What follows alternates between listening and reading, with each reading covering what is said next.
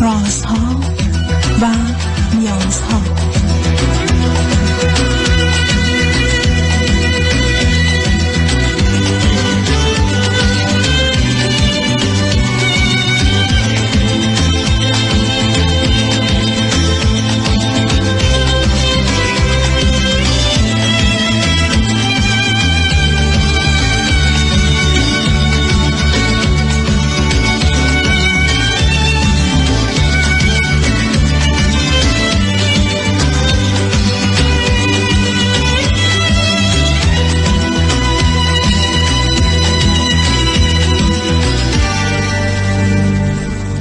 شنوندگان عزیز و ارجمند، به برنامه ویژه رازها و نیازها تحت عنوان دانش، بینش و نگرش گوش میکنید. خوشبختانه آقای دکتر علی نیری، استاد دانشگاه، در استودیو تشریف دارن. آقای دکتر توفیق حیدرزاده هم روی خط تلفن هستن که به خاطر کار و بار دانشگاهی و فاصله‌ای که با اینجا دارن نمیتونیم در خدمتشون باشیم، ولی خوشحالم که به هر حال برنامه رو به گونه‌ای تنظیم فرمودن که بتونیم در گفتگو با هم شرکتی داشته باشیم. همینقدر یادآور میشم که هفته گذشته ما درباره آنچه که به عنوان تناسخ یا رینکارنیشن هست سخنی داشتیم، به این معنا که برخی باور دارن که ما وقتی که از این جهان رفتیم روح ما به گونه‌ای در عالمی یا جهانی میماند و بعد در قالب نوزادی که به این دنیا میاد متولد میشه و بعد زندگیش رو ادامه میده. و البته درباره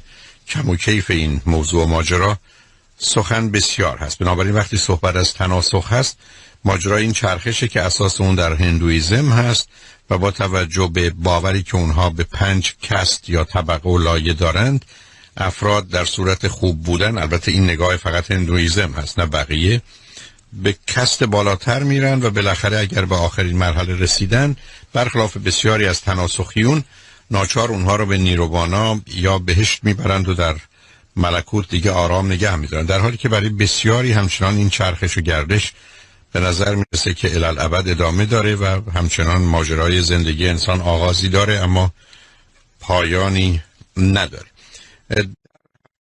آقای دکتر نیری و آقای دکتر توفیق حیدرزاده مطالب کلی هم در جهت تاریخ و تاریخچه بیان کردن، هم درباره این موضوع که مایل هستم هم به هر حال نظر این دوستان رو از گفتگوهایی که با عزیزان داشتن بشنوم، همچنین خود من مطالبی شنیدم. فقط مایل هستم به این نکته اشاره کنم که به نظر میرسه هیچ دلیلی در چارچوبی که بشه گفتگوی دقیق واقعی علمی عقلی داشت برای رینکارنیشن وجود نداره، جز این که برخی از افراد گزارش هایی دادند و خبر از موضوعهایی داشتند که یک به نظر نمیرسه در اون شرایط و وضعیت قرار داشتن ولی این آگاهی ها رو دارن، و دو بر اساس ادعاشون یا به هر حال مطالبی که بیان میکنن مربوط به گذشته است، یعنی مال 50 سال قبل، 500 سال قبل، ایواسا 2000 سال قبل است. و در نتیجه حرف این است که پس من در گذشته بودم و حالا به این دنیا آمدم، اما در این باره شاید صدها پرسش معقول منطقی در چارچوب یه چنین سیستم باوری هست که حالا به چند تاش حتما دوستان اشاره خواهند کرد. من هم مایل هستم حتما این بحث رو به جایی برسونم و ضمناً اگر فرصتی شد که با توجه به حجم مطالب فکر میکنم شاید جلسه دیگه هم ناچار به این موضوع اختصاص بدیم، مخصوصا که از اونجا باید وارد گفتگوهای دیگری بشیم. خواستم فقط از شنوندگان خوب و عزیزی که علاقه‌مند به این موضوع هستن خواهش اینو داشته باشم که کمی با ما مدارا کنند و اجازه بدن که گفتگو به جایی برسه که فکر کنیم حرفا زده شده، ولی بعداً حتی اگر یک یا دو برنامه هم لازم باشه برای پرسش و پاسخ تو این زمینه خواهیم گذاشت، چون شاید بتونیم اینا رو پشت سر هم در فیسبوک هم قرار بدیم که دوستان از آنچه که گذشته باخبر باشن. به هر حال با تشکر از آقای دکتر نیری و آقای دکتر حیدرزاده اجازه میخوام که از هر دوی این عزیزان خواهش کنم که هر گونه که مایل هستن سخن رو آغاز کنن و بعد من یکی دو تا نظر دارم در این باره عرض کنم، در حالی که متاسفانه تا یه هفته گذشته فرصتی نشد که با این استادان خوب عزیز من گفتگویی داشته باشم و توافقی درباره چگونگی ادامه گفتگو داشته باشم، در حالی که هفته گذشته اشاره کردم یکی به مسئله چرایی این مطلب باید پرداخت و بعداً اشکالات بسیار جدی و اساسی که به این نگاه و باور و اعتقاد میشه داشت. میخواید هر کدوم از شما عزیزان گفتگو رو شروع کنید آقای دکتر حیدرزاده؟ برای که مطمئن بشیم شما رو روی خط داریم خوشحال میشم اگر مطلب رو آغاز کنید. من در خدمتتون هستم. مجددا سلام عرض میکنم خدمت شما آقای دکتر نیری عزیز و شنوندگان عزیز. اگر خاطرتون باشه ما بحث رو تا اینجا پیش بردیم که در مورد این اعتقادات و این باورهای غیر علمی صحبت کردیم و صحبت سر این بود که چرا درصدی از مردم یا درصد بیشتری از مردم به این جور اعتقادات ایمان دارن و باور دارن و در زندگی روزمرهشون استفاده میکنن.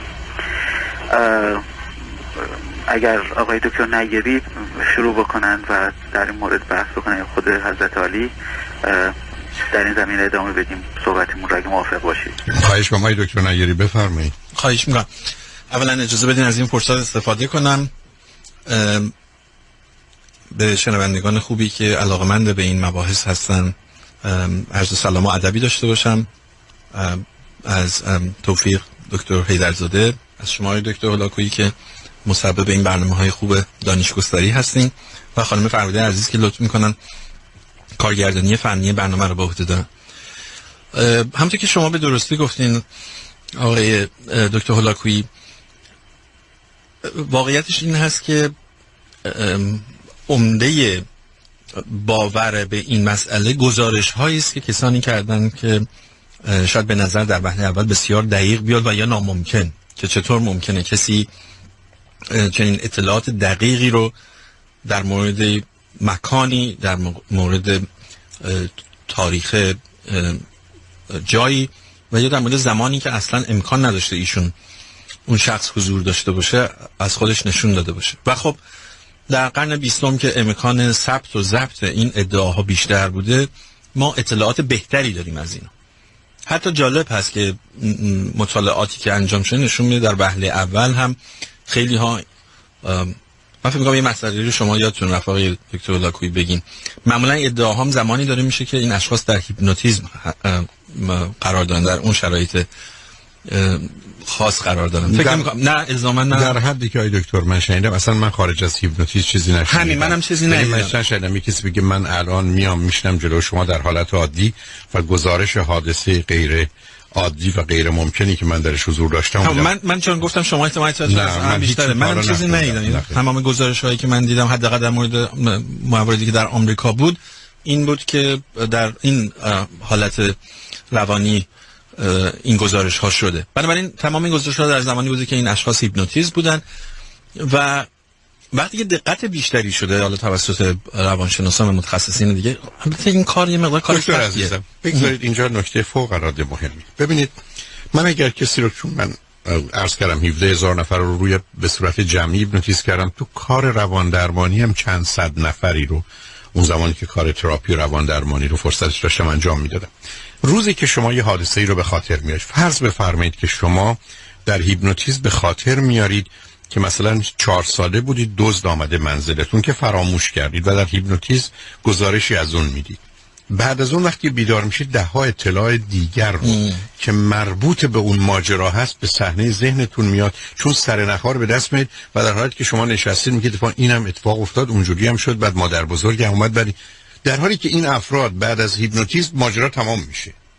یعنی فقط در حالت هیپنوتیزم که اون گزارش‌ها رو میدن، ولی بعد از اینکه به مرحله هوشیاری رسیدن نمیگن که خب اون ماجرا داستانش این بود و ادامه داشت. و این دقیقاً نشون دهنده شناختی است که ما از مفهوم هیپنوتیزم داریم که چگونه ما توانایی مخلوط کردن، خلق و یا بیان مطالبی رو داریم که در چارچوب و قالبی قرارش بدیم، مثل همه خواب‌هایی که می‌بینیم، ولی مطلقاً اونا واقعیت نداره. بنابراین یه نکته فوق‌العاده مهم در این مسئله اینه که شمایی که وارد هیپنوتیزم میشید و به زندگیتون برمیگردید، بعداً باید بتونید 5 جلد کتابم درباره بقیه چیزایی که مربوط به اون موضوع بنویسید، در حالی که بعداً همه چیز در سکوت میره و درست مثل این که ما یه تیکه‌ای رو وارد صحنه میکنیم، میگذاریم تمام میشه میره و اصلا نه درباره مغز همچین حرفی درسته و نه درباره هیپنوتیزم و خاطراتی که در انسان وجود داره. خب ممنونم، چون من خودمم شک داشتم که آیا در حالت عادی کسی بوده که چون من مطالبی که جمع آوری کردم و راجبش خوندم هیچ کس نبوده که در حالت عادی هم که شما گفتید بیاد بگه که مثلا من یک همچین اطلاعات دقیقی در این زمان دارم. یا اون گزارشی که حالا ممکنه یه هفته پیش نشنیده باشن دو مرتبه تکرار میکنم. اولین مورد بزرگی که در آمریکا گزارش شده خانم ویرجینیا ترای بوده که اعتقاد داشته زندگی قبلی در شهر کورک ایرلند داشته و در زمانی هیپنوتیزم شده بوده. میگفته من اسمم هست برایدلی مرفی و لهجه‌ش هم یک دفعه برمیگشته به لهجه غلیظ ایرلندی. بنابراین حالا نکته این هست که علیرغم من میخواستم بگم این یک مشکلی که در این مسئله وجود داره این هست که این کار هزینه بردار و زمانبریه. یعنی شما فرض کنید شاید امکان این که از 10,000 نفری که در کل دنیا چنین ادعاهایی دارن واقعا نمیشه. برای چی کسی وقت بذاره، زمان بذاره، بتونه تک تک اینها رو مورد مطالعه قرار بده تا مشخص بشه که یک قسمتی هست که اونجا بهش بی‌توجهی شده. ولی حداقل در 6 موردی که من 3 موردش رو هفته پیش گفتم میدید که وقتی که دقت میکردن متوجه میشدن که این اطلاعات از جایی انباشته شده بوده در حالا نمیدونم آیا درست بگم یا نه زمین ناخودآگاه و اون وقت در زمینه موقعی که هیپنوتیزم میشن این رو در واقع برمیگردونن به شخص روان درمانگرشون. اما حالا سوالی بود که اتفاقا آقای میبودی هم کردن. پرسش این هست که علل اصول آیا من البته نظری در این مورد دارم به خصوص در بودیزم و هندویسم و بوداییسم که چرا این مسئله تناسخ اهمیت زیادی داره، ولی برای من جالبه که بدونم چرا انسان‌ها اصولاً براشون این مسئله شیرین هست. آیا این همون یک حالت امردادی است که دوست دارن انسان‌ها جاودانگی داشته باشن یا یه جوری ارضاء روانی براشون که میدونن ممکنه که جسمشون هم از بین بره ولی این روح باقی میمونه؟ دلیل این باور چیه علیرغم اینکه مستندات علمی نشون میده هیچ پایه علمی نداره این گزارش ها؟ و البته مقصودتون این است که هیچ پایه واقعی نداره. وقتی هم که با دقتی میریم سراغش یک مرتبه مانند حباب و بخاری است که میترکه و دنبال کارش به. جان دکتر حیدرزاده، من البته دلم میخواد بحث از همین جایی که جناب دکتر نیری اشاره کردن شروع کنم، ولی من خواستم یه نکته رو بگم و چون با تکه تکه پیش بریم. ما به این نتیجه رسیدیم که به نظر نمیرسه هیچ کس هیچ دلیلی جز گزارش افراد در خصوص گذشتهشون در حالت هیپنوتیزم کسی سند و مدرک دیگری چه در چارچوب مغز انسانی چه در باره گفتار یا رفتار انسانی در هیچ زمینه دیگری داده باشه. مطالبی هم که شما و جان دکتر نیری هفته گذشته اشاره فرمودید و ماجرای نمیدونم روحی که در روح بدن دیگه میره، بعد 2 تا روح اونجا وسط این بدن با هم دعوا میکنن، بعد یک شای بیرون کردیم همه رو بیرون میکنن. یعنی واقعا من فکر کنم برای بچهای 3-4 ساله هم برخی از اوقات میتونه سوال برانگیز باشه، ابروهاشون رو بالا بندازن که این از کجا دیگه در آمد. من میخوام اول اینو قطعی کنم چون بعدم بریم سراغ موضوع فوق العاده مهم چرایی. هستاری این نظری دارید خوشحال میشم بشنوم. خواهش می‌کنم. من اتفاقا می‌خواستم همین در مورد چرایی اعتقاد به این چیزایی مقدار بیشتر صحبت بکنیم. گزارش هایی که تا حالا جمع شده و خب منتشر شده اونقدر تعدادشون کم و غیر نامستدل هستش که واقعا نمیشه بر مبنای این گزارش ها یک نظریه یا فرضیه‌ای رو ساخت و در مورد اینا صحبت کرد. موضوعی که من میخواستم بیشتر در موردش صحبت بکنیم اینه که علی‌الاصول چرا مردم به اینجور چیزای شبه علمی اعتقاد پیدا میکنن. من میتونم اینجا شروع بکنم که برای کسانی که علم رو علی رسول نمیشناسند و در زندگیشون به کار نمیبرند، طبعا علم بیفایده است، یک چیز غیر قابل استفاده است، کاربردی نداره. ببینید اینجا یک موضوع خیلی ظریفی وجود داره که ما ممکنه یک مدرکی از یه جایی بگیریم، فارغ التحصیل یک جایی باشیم، یک کار مشخصی رو مثل مهندسی راه ساختمون انجام بدیم یا یه آزمایشگاهی کار نمیدونم شیمی انجام بدیم، ولی این دانستن آخرین پدیده های علمی یا کار کردن تو این در واقع آخرین اکتشافات یا وضعیتی که تو علم وجود داره، دلیل این نمیشه که شما حتما مبانی علم رو میدونید. ما یکی از دلایلی که این افکار شبه علمی رشد پیدا میکنه و من با جزئیات در این مورد وقتونو میگیرم و صحبت میکنم، همین شنیدن از آدم هایی که به ظاهر عالم مینمان و تحصیل کرده هستند، ولی این به این دلیل نیست که به این رو نشون نمیده که اینها پایه های علمی رو میشناسن. ما در اخبار، در روزنامه ها، در میدیا هزار جور خبر علمی میشنویم، از اینکه یه سفینه آخرین عکس‌ها رو از پلوتو گرفته یا یه خبری در مورد سیاه‌چاله ها میشنویم، ولی این به معنای این نیست که ما پایه‌ای ترین مفاهیم علمی رو میشناسیم. چیزی مثلا مثل قوانین ترمودینامیک رو میشناسیم و میفهمیم این رو، یا وقتی که رانندگی میکنیم سرعتمون 60-70 میدونیم علل اصول که انرژی جنبشیمون چقدره و اگر ما به یه چیزی برخورد بکنیم چه اتفاقی میفته. اینجا باید این رو کاملا مشخص بکنیم که فهم ما از علم چقدر هستش و چگونه این رو در زندگی روزمره‌مون در استدلال هامون استفاده میکنیم. وقتی که ما این علم رو نمیشناسیم و مخصوصا علم جدید رو که پیچیده در و پیچیده میشه و نمیتونیم یک تئوری بر مبنای اون بسازیم و تو زندگی روزمره‌مون استفاده میکنیم، طبیعتاً توضیحاتی که شبه علم ارائه میده که پیش زمینه خیلی کمتری نیاز داره، ساده تره، با اعتقادات و زمینه ذهنی ما هماهنگ تره، این رو سریعتر ما میتونیم بگیریم و استفاده بکنیم. و آقای دکتر بگذارید من یه تأکیدی سر این موضوع مهم کنم، چون صحبت آقای دکتر نگری هم بود. ببینید به نظر میرسه مهمترین عامل رفتن به این سمت ساده انگاری و داشتن یه لغت، یه جمله، یک استیتمنت برای توضیح مسئله است. یعنی همینقدر که شما بگید خدا خواست، سرنوشتش بود، کار شیطانی و یا امتحانی و حتما حکمتی درش هست، شما به راحتی خلاص میشید. یعنی شما وقتی که آمدید گفتید که تاریخ جنگ طبقاته، یه دفعه میشه که تمام مارکسیست رو که سهله، تمام جهان رو توضیح دادید. یا وقتی اومدید برگشت گفتید این غریزیه یا طبیعیه. بنابراین آنچه که آقای دکتر نگیری اشاره کردن هست امروز تاکید کردید به طور کلی، چون ما باید ببریم بحث رو به مسئله تناسخ و الی گیر میافتیم. هر این است که شما به دنبال این هستید که همه موضوعات جهان رو بفهمید.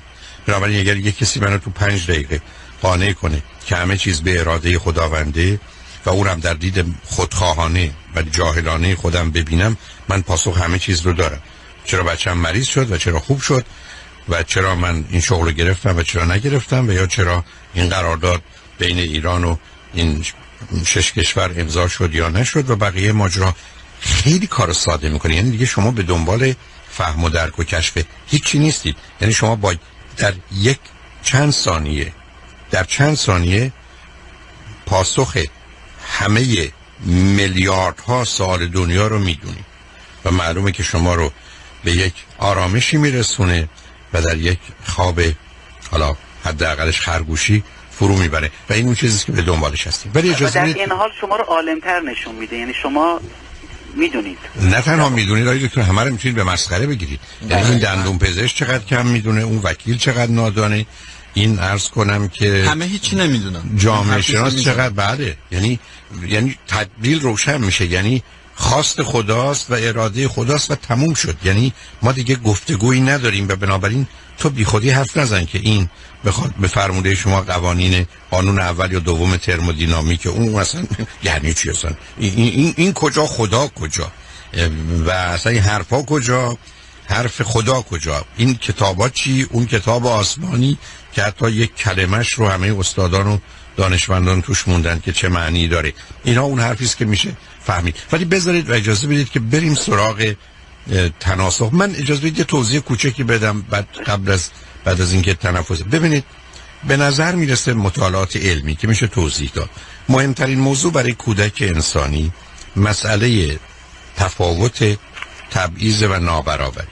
یعنی اون چیزی که بیش از همه مطالعات نشون میده اینه که کودک حتی در 4 سالگی به راحتی دروغ میگه و به خیلی چیزا اهمیت نمیده، ولی با مفهوم ظلم و عدل به نوعی به دلیل اینکه مستقیما به سیستم او برمیخوره اهمیت میده. پس بنابراین میشه گفت که موضوع اصلی و اساسی واقعا عدالته. حتی شما نگاه کنید به جهان اسلام، مثلا تشیع، شما توحید و نبوت رو دارید که تازه اون بوی عدل توشه تا میرسه به توحید و نبوت و معاد که مفهوم معاد در حقیقت نوعی رسیدگی به اصلاح. بعد در شیعه شما عدل رو دارید و باز امامت. یعنی شما 5 تا اصول دین و مذهب 2 تاش به عدل مرتبطه و باز به همین جهت است که اون جمله معروف هست که البته جمله جای گفتگو داره، البته نمیخوام وارد اون بحث بشم، که یک مملکتی ملکی یا میتونه با کفر بمونه ولی با ظلم نمیمونه. یعنی نشون میده که تار و پود جهان مسئله ظلمه و اصولا مسئله عدل بوده. حتی شما اگر نگاه کنید به کتاب‌های آسمانی از جمله قرآن کریم، مثلا هدف از ارسال پیامبران این بوده که به قسط و به عدالت در حقیقت همه رفتار کنن. پس موضوع اول اینه. دوم، انسان با 2 تا موضوع روبرو بوده. افرادی به این دنیا میارن که با آسیب‌های سنگین و شدید روبرو هستن. امیدوارم کسی را اذیت نکنم. نابینا هستن، فلج هستن، توانایی‌های لازم رو ندارن، زندگی سخت همراه با درد و رنج دارن. در افریقا چند میلیونش با بیماری ایدز به این دنیا میاد. پس بنابراین چطور ممکنه این عدلی که در جهان هست و خدای عادل یه مقدار آدم رو با این همه کمی و کاستی و با این همه درد و رنج و بیچارگی به این دنیا بیاره؟ و دومین پرسش این است که خب آدمایی رو میشناسیم که هزاران بلکه میلیون ها نفر رو به کشتن دادن، در نهایت سرافرازی و افتخار زندگی کردن، از قبرشون مقبره ساختن، زیارتگاه ساختن و آدم‌ها به ستایششون پرداختن، ولی اینها در این جهان خوب و خوش بودند و رفتند و مجازات اون کارهای زشت خودشون ندیدن. پس باید یه جایی باشه که بتونه عدالت رو برقرار کنه. یعنی به نظر میرسه با توجه به اون نکته‌ای که عرض کردم که بعداً دلم میخواد شما آقای دکتر اونو یه مقداری بستش بدید، موضوع اصلی و اساسی انسان ظلم و عدله بیش از هر اصل انسانی و اخلاقی.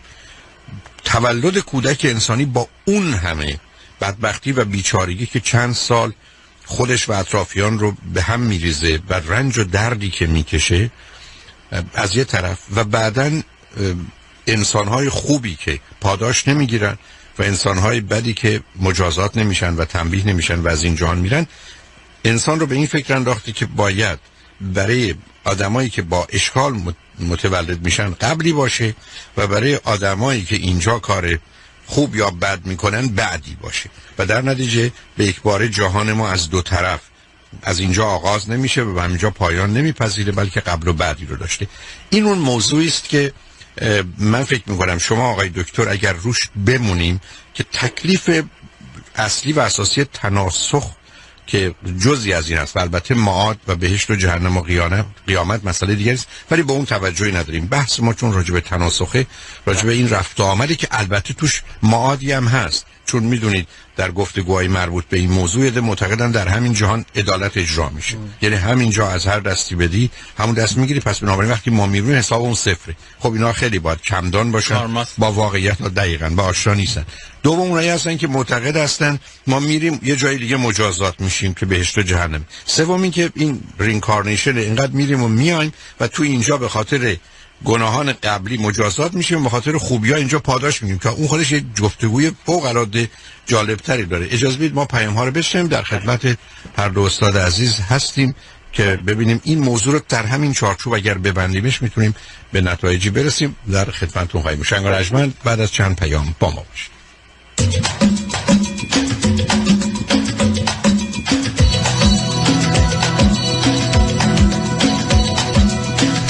شنوندگان گرامی، به برنامه ویژه رازها و نیازها تحت عنوان دانش و بینش و نگرش گوش میکنید. آقای دکتر توفیق ایدرزاده و آقای دکتر علی نیری، دو استاد عزیز دانشگاه، در این گفتگو که راجع به تناسخ هستند در برنامه شرکت دارن. اجازه بدید که خواهش کنم آقای دکتر توفیق ایدرزاده درباره چرایی موضوع به هر گونه که مایل هستند که چرا باور فقط نه مسئله شپل به موضوع رینکارنیشن اگر مطلبی دارن خوشحال میشم و خوشحال میشیم که بشنویم. در خدمت هستم آقای دکتر. خواهش میکنم. در مورد وجه خاصی از این رینکارنیشن که ما حداقل در تاریخ خودمون میبینیم، در ایران میبینیم، در بین مسلمین میبینیم، این اعتقاد همونطور که شما فرمودید از اعتقاد عدالت میاد. یعنی این اعتقاد از اینجا میاد. من خیلی وقت پیش با یه آقای مهندسی صحبت میکردم که متخصص ترمودینامیک بود، تشبیه میکرد به عالم رو به یک سیستم آدیاباتیک که در واقع اصل بقا توش وجود داره و دلایل خودش رو می آورد، از جمله این که خب عدالت امر بسیار محترم و نیکویی هستش، ولی چون در بین انسان‌ها ظالم و مظلوم وجود داره و انسان‌هایی هستن که خودشون ظلم میکنن به دیگران ظلم میکنن، کسانی که مستحق ظلم نیستن ظلم میبینن و خب طبیعتاً باید عدالتی در کار باشه. و دلیل این که یه معادی وجود داره به این خاطره که در این دنیا ما نمیتونیم کیفر و پاداش لایق هر کسی رو بدیم. فرض کنید که یک نفر رو میکشه، خب در این دنیا اینو میکشید، شما قصاص میکنید، ولی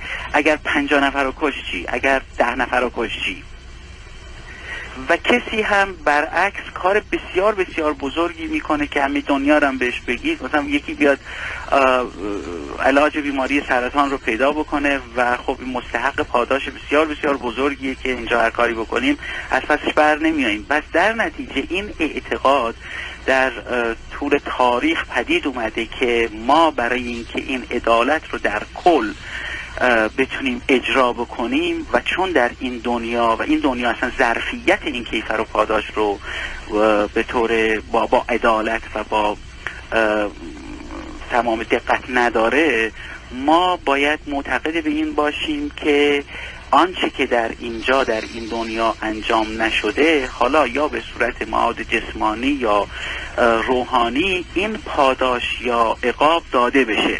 و برای همین هستش که این تناسخ یا معاد یک رابطه مستقیمی وجود داره،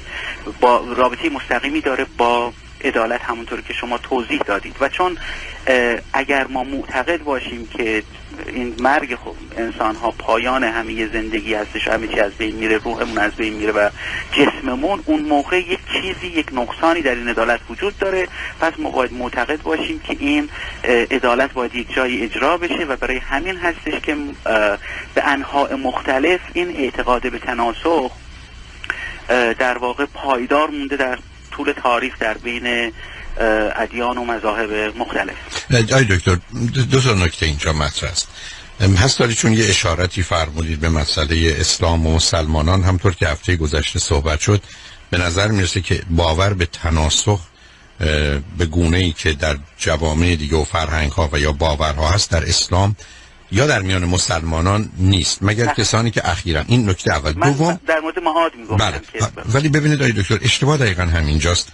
در گفتگویی که اون دوست خوب عزیز شما داشته، ماجرای معاد از نظر عقلی منطقی با یک فرض قابل قبول، اگر بپذیریم که عدالت باید اجرا بشه و بعد نتیجه بگیریم که عدالت در این جهان انجام نشده، پس روز قیامت، حالا وارد جزئیاتش نمیشم، قابل توجیهه. یعنی درست مثل این است که من به شما آسیبی زدم، میریم دادگاه و دادگاه حکم منو صادر میکنه، منی که کار بدی کردم تنبیه میشم، شمایی هم که مورد ظلم قرار گرفتید مورد توجه یا پاداش یا نوازش قرار میگیرید. بنابراین مفهوم به نظر من معاد خیلی خیلی قابل استدلال. اگر ما اصل عدالت رو به عنوان یه باور بپذیریم، پس ناچار باید اون رو قبول بکنیم صرف نظر از ولی ماجرای تناسخ ابداً به نظر من در حالی که ریشش همطور که به درستی فرمودید از اونجا میاد، ابداً اون مسئله رو نشون نمیده. برای که ببینید اصلا من به این دنیا اومدم، در جهان قبلی، در دنیای قبلی من آدم بدی بودم. اولا اونچه که میدونیم اصلا من خبر ندارم که کی بودم و چه کار بدی کردم و بعد از اون حالا وقتی که میخوان مجازات منو مشخص کنن چه کار کنن؟ یعنی منو به این دنیا بیارن، اولا یکی باید تصمیم بگیره که اصلا این مجموعه من چقدر بد بوده. بعد از اینکه این مجموعه من چقدر بد بوده باید بگیم خیلی خب اینو بفرستیم افریقا مثلا ایدز بگیره، یا بفرستیمش مثلا عرض کنم یه جایی کشور دیگه گرسنگی بکشه، یا بیاریمش تو امریکا بعد مثلا عقب مانده درش بیارین که به خاطر دوربری که میبینه احساس رنج بیشتری کنه.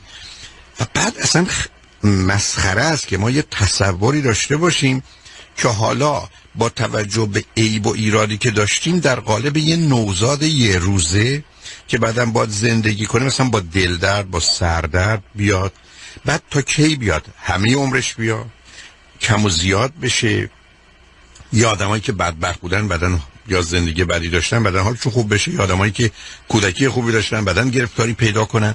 بعد حجم این مقدار این چه، بعدم برای من چه فرقی میکنه و چه فایده داره که اصلا ازش خبری ندارم. بعدم اصلا اون کسی که بیارنش و زندگی شادی داشته باشه، اولا مطالعات نشون میده خیلی کسی زندگی شادی نداشته صرف نظر از حرف دیگه.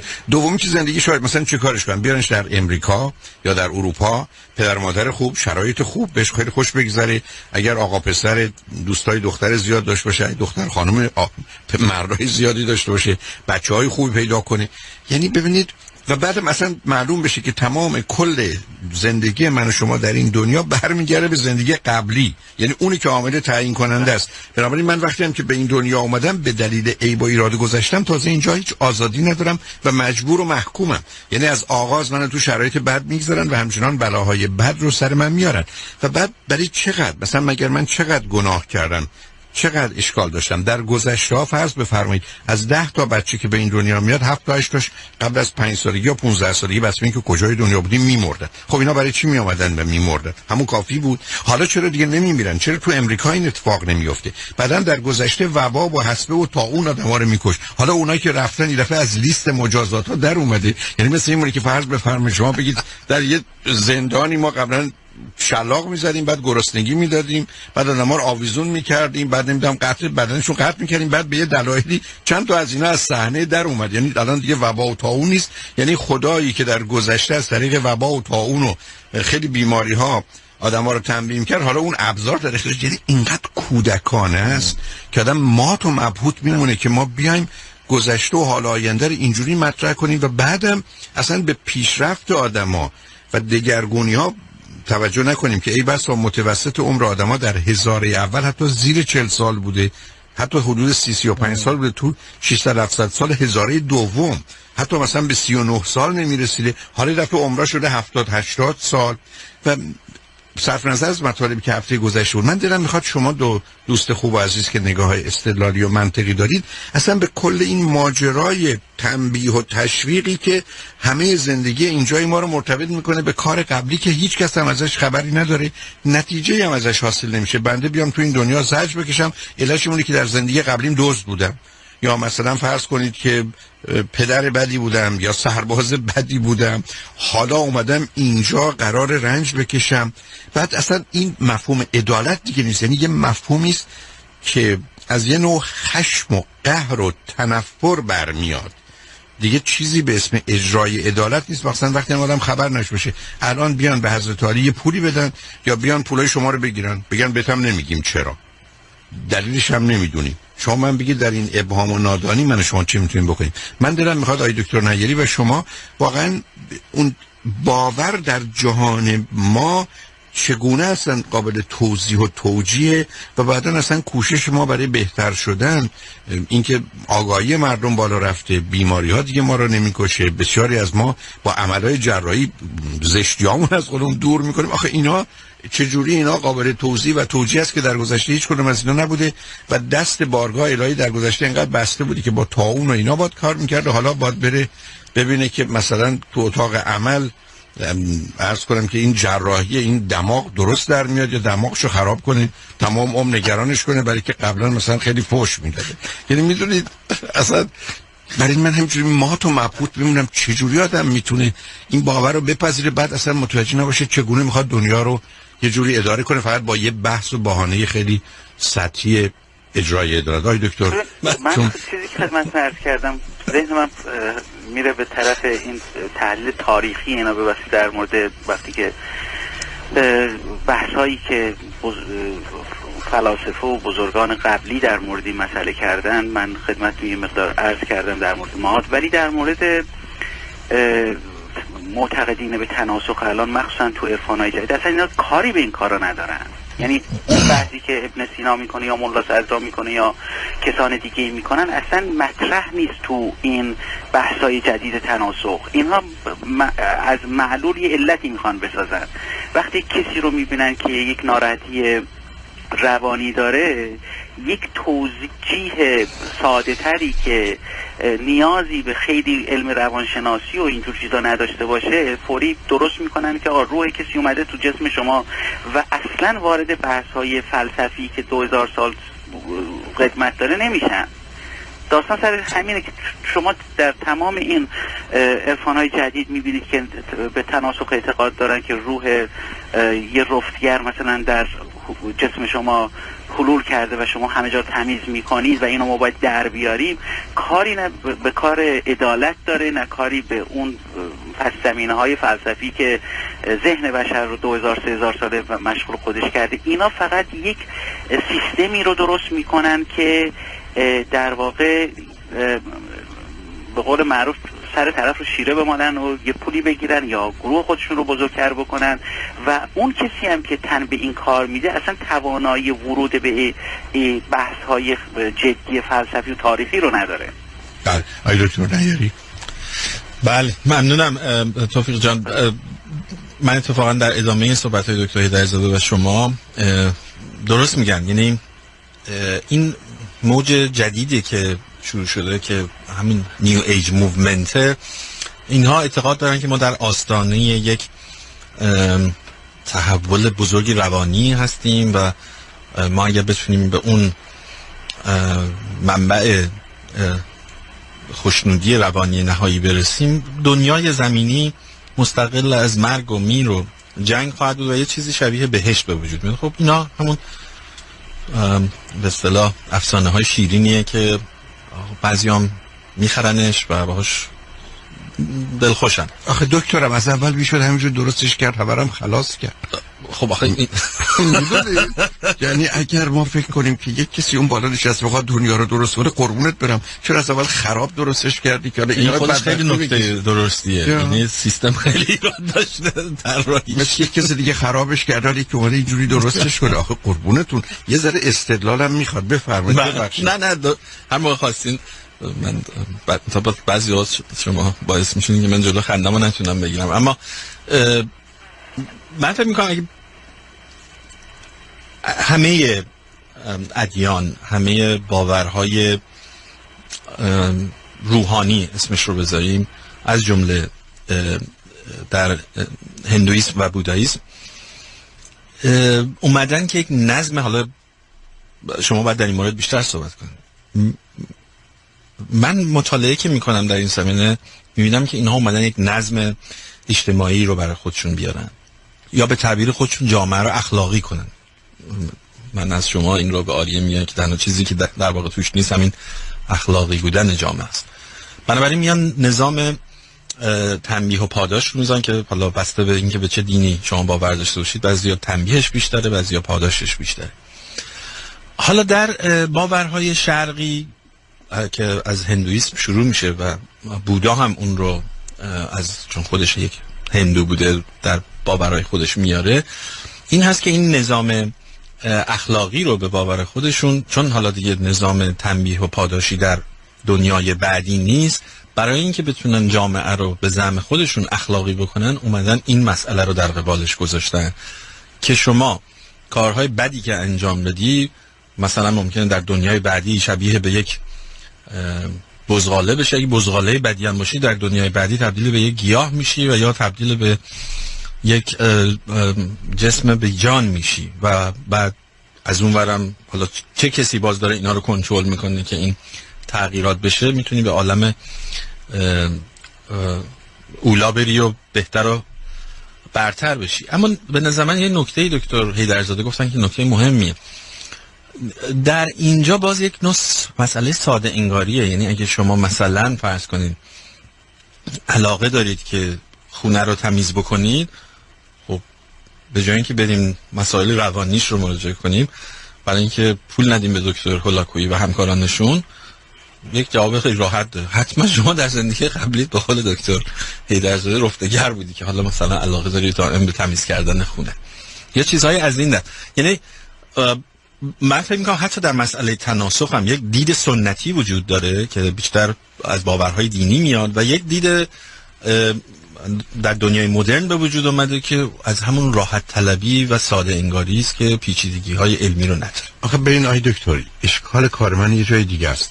در این باورها وقتی شما میخونید من آدم بدی بودم ولی حالا میان بچه منو مریض میکنن، بچه منو به کشتن میدن، یعنی و فرضشون اینه که من به خاطر مرگ فرزندم یا قطع دست و پاش یا فلج شدنش یا نابینا شدنش رنج میبرم، پس بکش به خاطر گناهی که در قبل کردی. خب شما یکی دیگر رو، شمایی که اساس تفکرتون بر عدالت بوده، چگونه بچه منو فلجش میکنید، نابیناش میکنید که منو آزار بدید؟ خب این که صد رحمت به شکنجهگرانی که وقتی میخوان از یه آدمی اعتراف بگیرن به زن و بچهش تجاوز میکنن یا آزارشون. یعنی ما این رو بدترین نوع ظلم میدونیم. یعنی مثلا ما تو مبهوت میمونم که چطور آدم میتونه بعدن بیاد ماجرای گناه من رو اینقدر خودخواهانه که بگم اصلا فرزند من مهم نیست، فرزند من به دلیل منه که مهمه و بنابراین او اصلا مهم نیست که چه رنجی میکشه،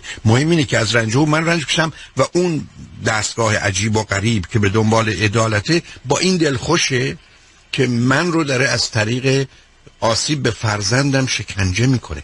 یعنی من میخوام بگم چقدر آدم میتونه خودخواه باشه و نادان باشه و ظالم باشه که خودش رو یه دفعه مرکز بگیره و فکر کنه که مرگ بچهش، درد بچهش به عنوان یه انسان خودش مطرح نیست و بعدم پس همه خلقت و بارگاه باز اومده برای این خاطر من گناهکار راه بندازه. خب این سیستم اگر به من بگن که هزار جور راه دارم. دوم مسئله اشاره فرمودید، دکترم اشاره کردن، من با 27 هزار نفر آدما رو خط رادیو صحبت کردم، من هیچ وقت برای توضیح و توجیه و فهمیدنشون احتیاج به عالم قبل و بعد نداشتم.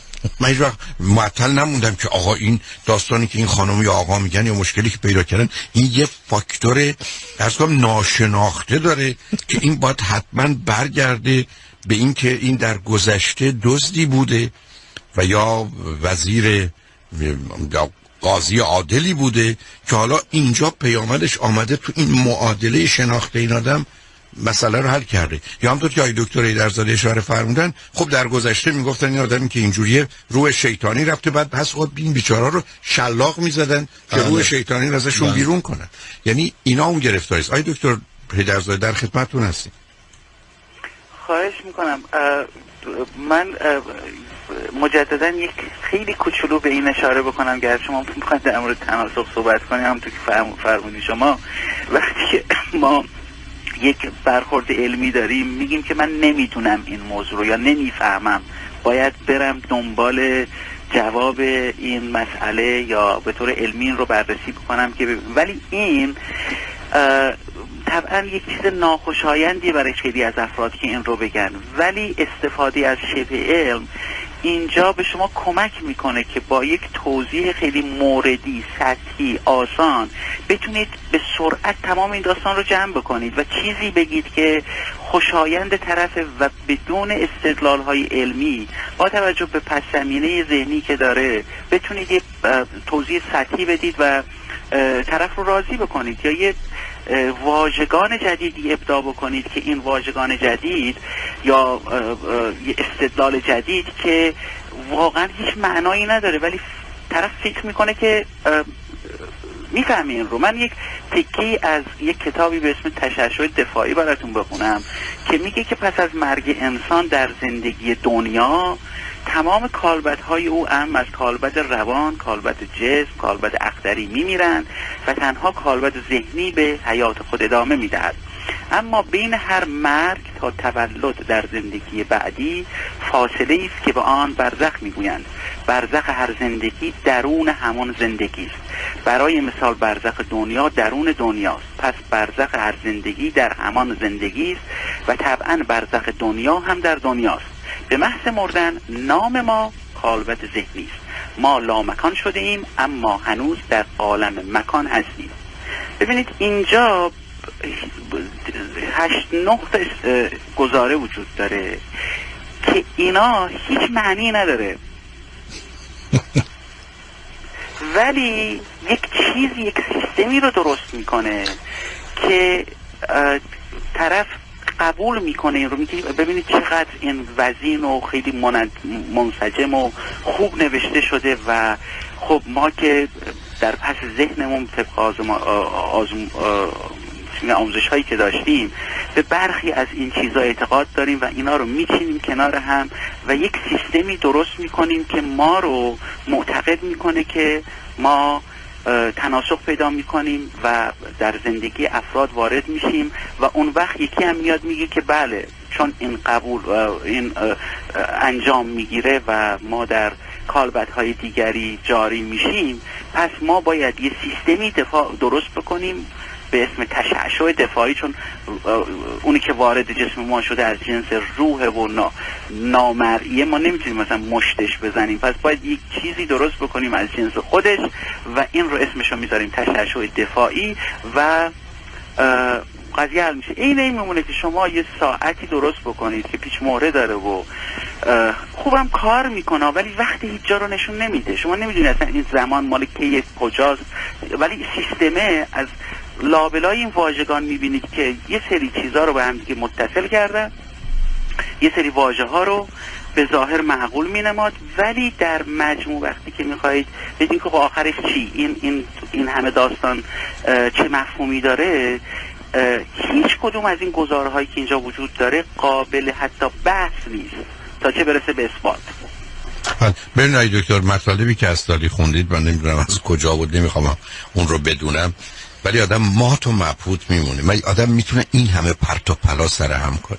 یعنی آدم میتونه از این مقدار لغت و واژه چیزای از اینجا به اونجا، از اونجا به اونجا بسازه و اون نتیجه اولا تقسیم بندی کنه، بعد اینو ببره اونجا، بعد بره اونجا. و معلومه وقتی آدم کمدانه و نادانه و خودخواهه فکر میکنه که با یه دانشمندی روبروست که یک چنین مطالب عمیق دقیقی که نتیجه هزاران سال مطالعه و تحقیق و ارتباط با از ما بهترونه اینا اومده و این اون چیزیست که واقعا ویرانگر و خطرناکه.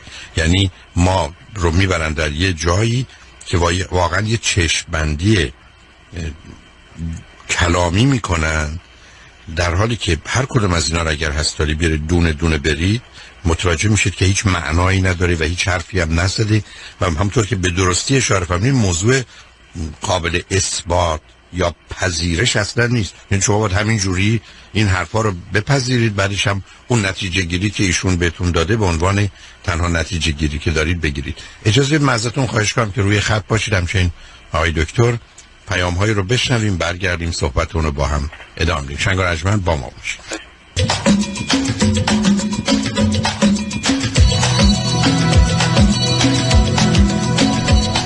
شنوندگان گرامی، به برنامه ویژه رازها و نیازها تحت عنوان دانش و بینش و نگرش گوش میکنید. آقای دکتر توفیق ایدرزاده، آقای دکتر علی نیری در این گفتگو درباره تناسخ را رینکارنیشن شرکت دارن. مطالبی مطرح شد، اتفاقا دوست عزیزی هم روی خط هستن که حتما چون مطلبی کمی شاید مختلف و متفاوت داشتن از حضورشون خواهش خواهیم کرد که مطلبشون بفرمایید، ولی اجازه بدید از آقای دکتر نیری خواهش کنم که چون آقای دکتر برای من خیلی مهمه که کسی بعد از این باور بتونه بقیه موضوع رو توضیح بده. یعنی میدونید برای من این است که چگونه میخواد حوادث جهان رو بعداً توضیح بده که مرتبط است به موضوع عرض کنم که رینکارنیشن. خود اصلی خوشحال میشم که خواهش میکنم. ببینید یک مسئله دیگه، شما به مسئله کارما هم اشاره کردین که در واقع بی ربط به مسئله امروز ما نیست. حالا شاید هم یه زمان دیگه مفصل‌تر راجع بهش صحبت کنیم. این مسئله صفر شدن که آخر سر بدون حساب بریم، برای من یک نگرانی بزرگی به وجود میاره و اون راضی شدن به وضعیتی که به حال الان داریم هست، یا به این معنا که از هر دستی بگیری از اون دست میگیری، یا از این حرفا، یا اینکه به حال بهشت و جهنم در همین دنیا هست. خب اینا آدمو یک جوری شاید رضایت روانی آدم رو به وجود بیاره، ولی اینکه آدم راضی بشه به وضعیتی که داره، به نظر من به خصوص اگه در کل جامعه تسری پیدا بکنه، دوچار جمود و سکون یک جامعه میشه که خب یا قرار هست که در دنیای دیگه ای ما زندگی بهتر داشته باشیم، یا در زندگی بعدیمون زندگی بهتر میشیم، یا اگرم الان کسی داره ظلم میکنه، داره کسی بدی میکنه، در زندگی بعدی پس میده اون رو. و حالا اگر که در سطح حکومتیه به یک شکل، در سطح شخصی هم اگر که ما شریعت و باورهای دینیمون رو رعایت نکنیم، زندگی بعدی قرار هست که مجازات بشیم و زجر بکشیم. آقای دکتر، دو تا نکته فوق العاده مهم تو صحبتاتون بود. مورد اول این است که بیاد فرض کنید مردم دنیا فردا صبح همه به دلیل وسایل ارتباط جمعی که هیچ هم بعید نیست تبدیل بشن به آدمای خوب. پس بنابراین اون آدمایی که قراره بیان این دنیا مجازات بشن کسی نیست مجازاتشون کنه. میدونید یعنی اصلا تمام بارگاه بسی که تمام مامورین شلاق و زندان و شکنجه است که کامپیوتر هنگ میکنه. بنابراین تنها راهی که باقی میمونه اینه که خدا با مثلا فرض کنید با زلزله و سیل و نمیدونم فشار خون یه چیزایی که تازه از نظر علمی هم نشه توضیح داد انجامش بده. دوم ببینید روزی که شما آمدید پذیرفتید که اینجا آمدیم برای مجازات، پس بنابراین وقتی که شما به این دنیا میاد و آدم بدی بودید من باید شما رو مجازات کنم. من اصلا مجازات کار بدیه، پس کی میاد منو مجازات کنه به خاطر کار بدی که با شما کردم؟ و نفر بعدی. بنابراین شما با یه تداومی روبرو میشید که یا به نابودی کل جهان می انجام، برای که شما کار بدی کردید، من با شما کار بدی کردم، یکی دیگه بیاد کار بد با من و همینجوری ادامه پیدا کنید، یا اینکه باید فرض رو بدیم بگیریم با گذشت زمان اوضاع باید بهتر بشه و در نتیجه شرایطی به وجود بیاد که همه خوب بشن، تموم بشه بره، برای که از این طریق سیستم داره کار میکنه. علاوه اگر هدف از مجازات و مکافات اصلاح عالمه که از این طریق اصلاح نمیشه، تازه ظلم و زور و تجاوز و درد و رنج و بدبختی باید ادامه پیدا کنه برای مجازات. یعنی مثل این مونه که شما بخواید مجرمین رو مجازات کنید ولی توسط آدم‌های عادی و معمولی. نتیجتاً باید فرض کنید دختر شما رو بیارن و بگن تویی که اصلا چاقو دستت بدن دستت میلرزه، اگر بهت بگن سر یک کبوتر گنجش رو ببر، ای بسا برای 6 ماه نمیتونی تکون بخوری، حالا بیا برو چند نفر رو شکنجه کن. یعنی اصلا این دوستان خوب از ما فکر میکنن که این ماجرا رو به همین سادگی پذیرفتن، دنبالش رو کجا میخوان برن؟ جان دکتر حیدرزاده اگر مطلبی هست خوشحال میشم بشنوم. من خواهش میکنم دیگه عمده مطالب رو شما فرمودید. چیزی که به نظر من اومد که حالا بعداً از شما من از شما سوال دارم اینه که چطوری این اعتقاد به این چیزها رو، به این موضوعات رو شما چیز میکنید، از نظر علمی بررسی میکنید که یه قسمت بیشتری از مردم به این چیزا باور پیدا میکنن و میپذیرن که این نوع اعتقادات رو بخشی از زندگیشون قرار بدن. من در مورد چیزایی که دکتر نیری فرمودن چیزی ندارم اضافه بکنم و این سوال رو داشتم عمدتاً چون برای خود منم از نظر روحی از بخش روانی مسئله‌ای هستش که یاد بگیرم که چطوری مردم این نوع اعتقادات رو بخشی از در واقع زندگی خودشون قرار میدن. خب آقای دکتر من فقط دو تا نکته کوچیک میگم آقای دکتر نیری صحبت رو ادامه بدم. روزی که شما تفکر علمی ندارید یا روزی که نگاه نقاد علمی ندارید، پس از یه چیزی مثل آدمی است که چشم نداره. دوم، وقتی شما با 100 تا موضوع روبرو هستید و هیچ کدومشو جوابی ندارید، نه کسی بهتون میده، یه نفره میاد میگه خدا خواست یا سرنوشتش بود یا کارما بود و همه موضوعای شما و همه مردم جهان رو برای همیشه روشن میکنه. آدمی که خسته است از اینکه دنبال واقعیت و حقیقت بگرده، آدمی که خسته است از اینکه جواب نگرفته و آدمی که میخواد این موضوع رو برای خودش ببنده و خودش رو خلاص کنه، راحت میشه دیگه. درست مثل که شما برگردید بگید غریزه است، یا برگردید، من تو کتاب جامعه امروز هم آوردم، برگردیم بگیم چینی‌ها چون شیر نمیخورن یا شیر کم میخورن، در گذشته که نمیخوردن، برگردیم بگیم که نخوردن چین یک موضوع فرهنگی است. شما اصلا چیزی رو توضیح ندادید، یعنی گفتید راه و روش زندگی راه و روش زندگی است، در حالی که مرتبط می‌کنه به اینکه پرسشگر نیستن، اصلا پرسشی ندارن. اونا دنبال این میگردن که پرسشی به درستی تر نشده، جوابی هم اصلا بهشون داده نشده. مثل من و شما که حرفی رو نمیفهمیم میگیم بله بله بله مرسی. بنده خب خیلی از این کارا میکنم، این است که میفهمم چشونایی در خدمتتون هستم. من فکر میکنم که دقیقاً من خوشحالم که به کلایمکس صحبتمون رسیدیم که همون چیزی است که پیش از اینم یک صحبت نوروزی من و شما و پرهام داشتیم با هم دیگه، مسئله پرسشگری و اون اندیشه سنجشگره. من دوستم یه زمانی حالا جدایی از اینا در این مسئله و مورد این موضوع صحبت کنیم، اما واقعا من در مورد این مسئله هر چقدر فکر میکنم احساس میکنم اتفاقی که بعد از انقلاب صنعتی میفته و ما آموزش همگانی و انبوه رو میبریم تو جامعه، یه حسنایی داشته، یه بدیایی داشته. بدیاش این است که متاسفانه اون قبلا اگه کسی تحصیل میکرد، چون محدود و معدود بودن، اونها کسانی بودن که با یک ذهن کاملا نقاد و با یک اندیشه سنجشگری میامدن بالا، یاد گرفته بودن این رو. در آموزش انبوهی که الان هست و سیستم که الان در دنیا رایج و وجود داره، برای همین هم هست که تحصیل کرده زیاد هست. ولی متاسفانه ما حالا در یک جوامعی مثل جوامع ما که فرهنگ پرسشگری هم ندارن، پرسشگری هم به معنای کسب خبر نیست. بنابراین این فکر نکنیم اگه در کار کسی بخوایم فضولی کنیم یا میپرسیم هوا چطوره، اینها آره منظورم همین. پرسشگری به معنای این هست که شما باید یک اندیشه سنجشگر داشته باشید، کریتیکال تینکینگ داشته باشید، همه چیز رو به چالش بگیرید و به راحتی نپذیرید، مقلد و پیرو نباشید. من یک صحبتی از خود دکتر هولاکویی شنیدم که خیلی دوست دارم، حداقل برای یک بار هم که شده باورهامون رو به طور جدی نقد بکنیم، نه به این عنوان که ثابت کنیم که این باور من درسته. چون معمولا خیلی از دوستان تلاششون اینه که ثابت کنن، وقتی هم که بهشون میگیم که آیا هیچ وقت مورد پرسش قرار دادین، میگن بله این کارم انجام دادم برای اینکه ثابت کنن که اون باوری که هست درسته. نه، اتفاقا تلاش باید برای این باشه که ما باورهای خودمون رو در وهله اول به چالش بگیریم. بنابراین من فکر می‌کنم اون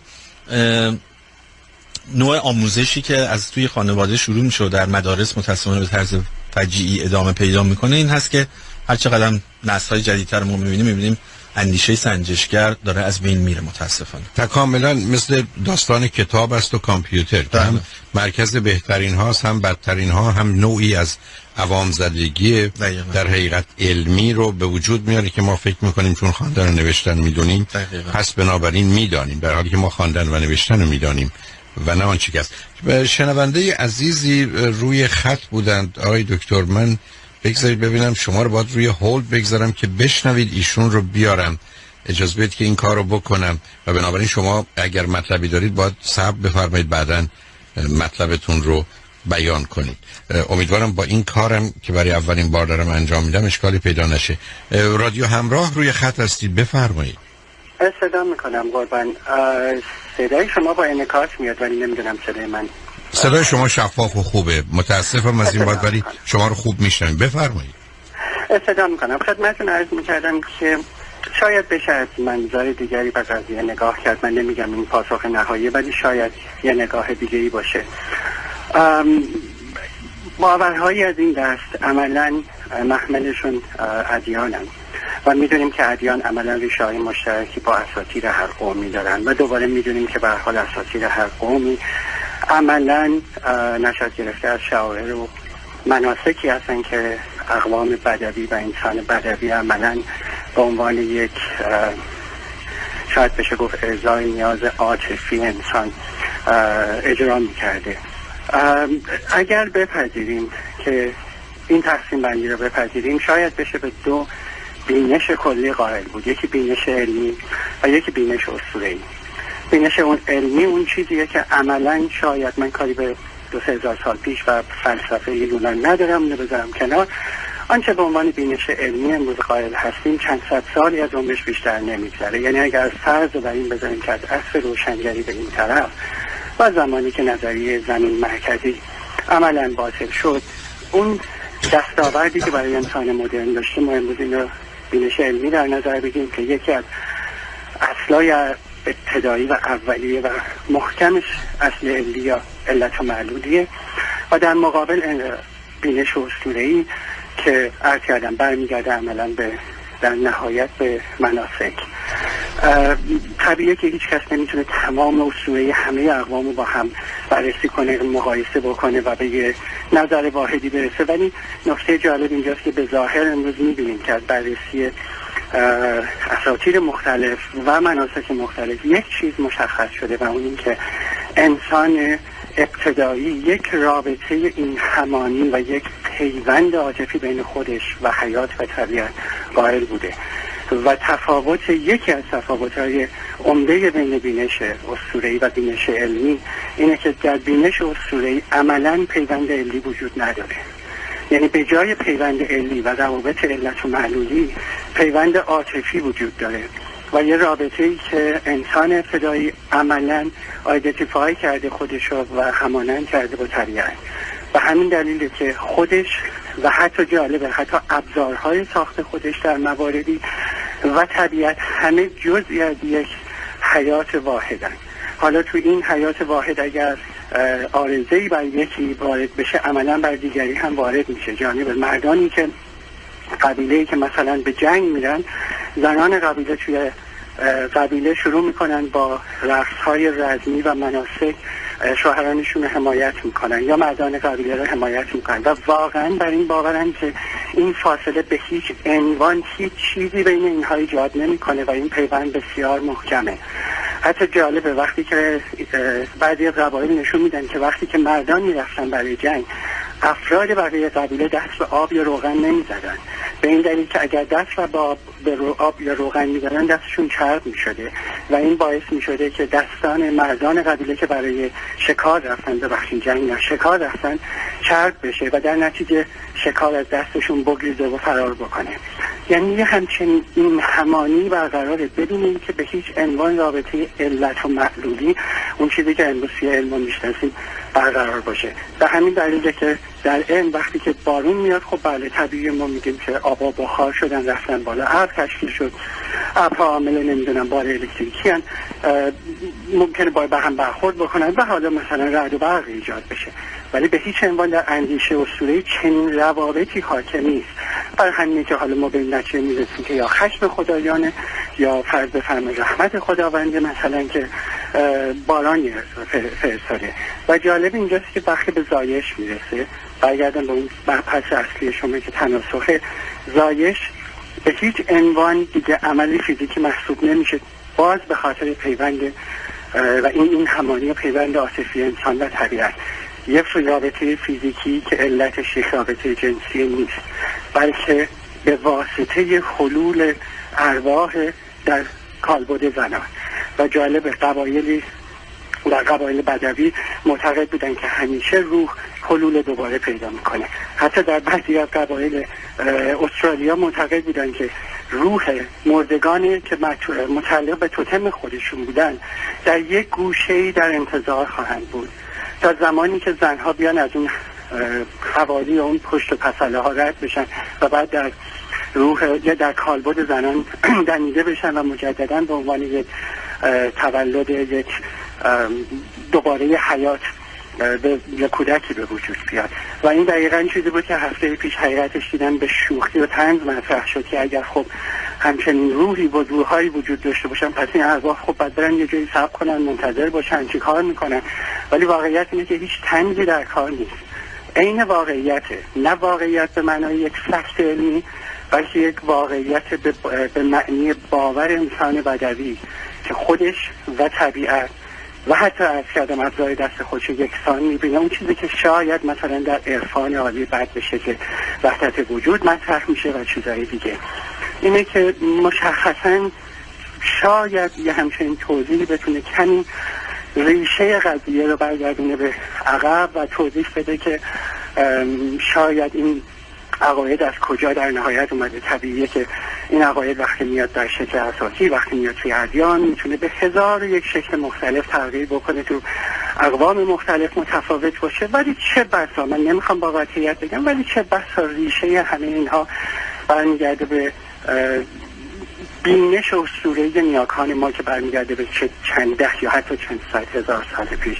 و حقیقت چه بخواین من جای تعجب نمیبینم، چون شنیدم که حضرت عالی یا مهمانتون فرمودن که کمی جای تعجبه. برعکس جای تعجب نیست. این نبرد نچندان منصفانه بین یک کودک چند صد ساله به عنوان بینش علمی و یه پیر کهنسال چند ده یا صد هزار ساله‌ای که تو ذهن و روح همه ما نشسته و به این راحتی هم قرار نیست کنار بره. حتی زمانی که آدم میبینه که به ظاهر اسطوره‌های کهن دیگه حالا بعضی وقتها باورشون نداریم، ولی میبینیم به شکل اسطوره‌های سیاسی و به شکل چیزهای مخربی مثل فرق بفرماییم فاشیسم یا حکومت‌های به شکل دیگه به هر حال میتونه خودش رو نشون بده. اینجوری اگر به قضیه نگاه بکنیم میبینیم واقعیتش هنوز که هنوزه بسیاری از مردم، من به هیچ عنوان اصلا از موضوع قدرت برخوردم یا بگم نمیفهمن یا ولی واقعیت اینه که بسیاری از مردم هنوز که هنوزه تناقض رو در مواردی درک نمی‌کنن، چنین که در این اندیشه اسطوره‌ای تناقض به راحتی وجود داره و به هیچ عنوان چیز عجیب غریبی نیست. رابطه علت و معلولی و پیوند علی رو برقرار نمی‌کنن، بلکه پیوند عاطفی برقرار می‌کنن و خیلی از چیزایی که تو این چند جلسه پنجشنبه‌ای که تا اونجایی که من شنیدم دیدم مطرح کردیم، بسیاری از اینا رو میشه برگردون به ریشه هاش و دید که بسا از پس اندیشه اسطوره‌ای داره برمیاد. من یادم نمیره همیشه مادر بزرگی ما چیزی رو تو مشت خودش میگره، وردی رو میخون، فوتی میکرد که بلا و قضا و قدر و همه چیز رو از ما دور کنه. و این اصلا تفاوت چندانی با فرض بفرمایید شمن یا یه پزشک یه قبیله‌ای که معتقد یک داروی شفابخشه و در عصر طلایی شفابخشی داشته و حالا باید مناسکی رو برقرار بکنه یا اجرا بکنه و خدمتتون عرض کنم وردی رو بخونه تا اون نیروی شفابخش مجددا دوباره در اون دارو حلول کنه و اون دارو حالا شفابخشی خودشو پیدا بکنه و حالا بده به مریض و مریض رو بتونه درمان بکنه. قبایل بدوی معتقد بودن، خدمتتون عرض کنم، وقتی که مناسک رو برقرار میکنن نیاکانشون و خدایانشون اونجا حضور پیدا میکنن. این دقیقا شبه احیای ماست. من کاری ندارم از این که ممکنه گروهی از ملایان سوء استفاده بکنن، ولی بر این باورم که واقعا هستن گروهی که عمیقاً بر این باورن که وقتی که جایی قرآن خونده میشه، حالا یا امام زمان حضور داره یا وقتی که شب احیاد به هر حال حاله روحانی وجود داره یا تفسیراتی و اینا، وقتی نگاه میکنیم میبینیم ریشه داره در اون بینش اسطوره‌ای که خب به ظاهر از پس این بینش نحیف علمی به خوبی یا تا به حدی بر اومده. و حقیقت چه بخواید من تعجب نمی کنم وقتی که بانی ارجمند روانشناسی علی قول شما میگن من وقتی خودم میرم بیرون و همین که فکر کنم پارکینگ پیدا میکنم اینم دوباره همان رابطه علی برقرار نیست. جای پارکینگ خالی هست. به هر حال بسیار بسیار سپاسگزارم. من فقط چون شنوندگان عزیز ارجمند شاید ندونن، شنونده ارجمند روی خطش فوردن، شایدم حالا اگر فرصت شد بعداً گفتگویی با هم داشته باشیم در یه وقت دیگری، ولی چون شاید به صورت شنونده لطف کنید تشویق و ناشناس منم ترجیح میدم هم داشته باشم. فقط 3-4 تا نکته کوچک با اجازهتون فقط اشاره میکنم. مورد اول این هست که اینکه تعجبی رو از جانب استادان طور که خودتونم بیان فرمودید داریم در خصوص کسانی است که فرضشون بر این است که یه آگاهی علمی پیدا کردن، از یه نوع استدلال علمی برخوردارن، همطور که عرض کردم ممکنه دندانپزشک باشن یا روانشناس باشن یا اقتصاددان باشن، ولی همچنان این باورها رو همطوری که اشاره فرمودید گوشه ذهنشون دارن و ما برخوردمون با این دوستانه. و الا اون کسانی که همچنان ماجرای احساس و باور رو مقدم بر واقعیت و علم و عقل میدونن رو باشون آشنا هستیم. پیاژه به ما نشون میده که کودک انسانی در 8 ماهگی متوجه اصل علیت میشه، یعنی کاملا اثبات میکنه که او معتقد جهان علت و معلول رو داره، ولی همطور که فرمودید میتونه به خاطر آسیبا آنچنان به هم بریزه که در حدود 6-7 سالگی مفهوم علیت برای ما حذف بشه. اصل در حقیقت این همانی آنچه هست رو ما نادیده بگیریم و اون موضوع فوق العاده مهمی که به تضاد و تناقض اشاره فرمودید که اساس تفکر در حقیقت علمی و عقلی هست نادیده گرفته بشه، چون مطلب رو ما فقط بر اساس اون اصل تضاد و تناقض میتونیم در حقیقت روشن کنیم. این که اشاره فرمودید به قبایل قبلی و اساطیر و مخصوصا اشارتی به نظر من با توتمی که بحث امیل دورکهایم هست در مطالعه‌ای که درباره ادیان بدوی یا بدوی کرده در گذشته که پایه گفتگوهای بعدی مردم شناسان هست، آنچه که فرمودید دقیق و درست است و به همین جهت است که میشه گفت که انسان میتونه با چشمش جهان رو ببینه یا با گوشش، و یا با چشمش میتونه دنیا رو بشنوه یا با گوشش. این اون تفاوتی است که اینجا وجود داره و متاسفانه بسیاری از مردم در جهان همون گونه که اشاره فرمودید ترجیحشون این هست که با چشم بشنون و با گوش ببینن و باورهای از اون قبیل رو به وجود آوردن. کوششی که در این برنامه دانش و بینش نگرش هست که معلوم هست بهش توجهی فرمودید در این است که شاید بتونیم حال که در حقیقت ظرف 200-300 سال گذشته یه نگاهی یعنی رشدی به اسم عقل یا عقلی پیدا شده در تو بیشتر مردم و نگاهی به واقعیت بوده و علم درست کرده به یه جوابی برسیم. و بعد اشاره‌ای که به مسئله عرض کنم تجلی ظهوری یا ماجرای عرفانی که به این گونه نگاه میکنه که ما در حقیقت همون کل هستی هستیم و ادعای انالحق رو میزنم، از همین باورها میاد. خوشحالم که با توضیحی که دادید ما تکلیفمون روشن است که در تجزیه و تحلیل اوضاع و شرایط ما یه راه علمی داریم و یه راه غیر علمی و متاسفانه بسیار از اوقات این راه غیر علمی حتی ضد علمی است. ولی اگر دوستان بپذیرن که این نگاه غیر علمی، غیر عقلی، حتی غیر واقعی است، بحثی نیست. اشکال کار در اون کسانی است که میخوان موضوعهای عرض کنم اسطوره‌ای یا زمینه‌های احساسی یا باورها رو که شما بهش اشاره فرمودید در قالب علم ارائه بدن. یعنی فرض بر این باشه که اگر ما احتمالاً حجابی داریم به خاطر اینکه از موی سر خانم‌ها امواجی در حقیقت انتشار پیدا میکنه که میتونه تحریک کننده مردان باشه، ما اونجا گرفتاریم. یعنی موضوع و مسئله در اونجاست، یا حتی آداب و مراسم دیگری که در حقیقت مطرحه. اگر یک کسی همطور که بارها بنده عرض کردم بگه این باور منه، خودش عزیز، عقیدش هم محترم، تموم شد. ولی اگر مدعی بحث و گفتگو اثبات و استدلالشه، اون موقع ما دنیای اثبات و استدلال اون فقط دنیای علمه و همطور که اشاره فرمودید دنیای اساطیر و گذشته‌ای است. من به پیام ها رسیدم، ولی بسیار سپاسگزارم از شرکتتون در برنامه و ممنونم از مطالب فوق العاده جالب و جامع و خوبی که ارائه فرمودید. امیدوارم در گفتگوهای بعدی هم اگر خواستید لطف کنید روی خط تشریف بیارید. من سپاسگزارم از فرصتی که دادید. تمام کنم. شنگان ارجمند بعد از چند پیام با ما باشید. جالبی رو در این زمینه ارائه دادن، ازشون سپاسگزاریم. اجازه بدید از آقای دکتر نیری خواهش کنم که هر گونه که مایل هستن بحث رو ادامه بدم. بعدم از آقای دکتر حیدرزاده خواهش میکنم که اگر مایل هستن یه حداقل یا جمع‌بندی از امروز یا به طور کلی تکلیف ما رو با تناسخ روشن کنم. بله، اولا که اجازه بدید منم از این شنونده گرامی سپاسگزار باشم و نگاهی که به این مسئله کردن.